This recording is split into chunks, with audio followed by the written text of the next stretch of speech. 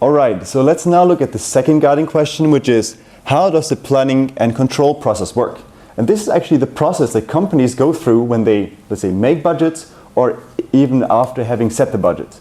And I will use a practical example of Samsung as a smartphone manufacturer or seller of smartphones. Well, the process actually consists of a couple of steps. In the exam, we will not expect you to know all the steps, but we will just expect you to understand what the steps actually mean. So we will not ask you, well, what is step number 5 in the planning and control process? But actually, well, if we would, let's say, give you one of these steps, that you understand what it means.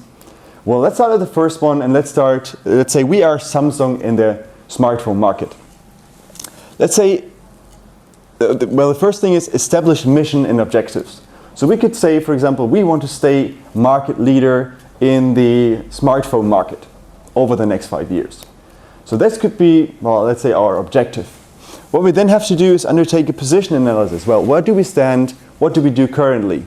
Well, if we look at the data from the market, we can see that from 2012, 13, 14, and 15, in those 4 years, we are actually market leader. Well, Apple is second, and there's a large chunk of others. But taken together, or let's say as individual companies, we as Samsung are the market leader. So we know we are market leader and we want to stay market leader for 5 years, or for the next 5 years at least. Then we have to identify and assess strategic options. Strategic option could be develop a new Samsung Galaxy phone, or develop a completely new product that is not related to the current smartphones, but the future smartphone or something like that. So basically what you have to do is identify options. So let's say develop a new Samsung Galaxy phone, develop a completely new phone, and something else. And then you have to say, well, we have to select an option and formulate what this actually means long-term for our company. Let's say we actually choose option B, which is create a completely new generation of smartphones.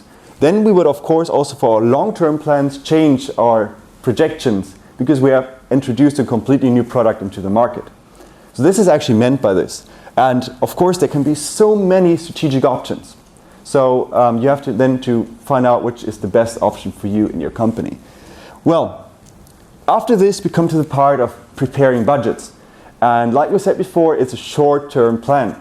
So it means we could, for example, look at the amount of production capacity we need for producing that new type of smartphone, the amount of research and development that we need, and so on. So we actually look at preparing the actual financials and planning for the next year how our financials should look like in the different areas.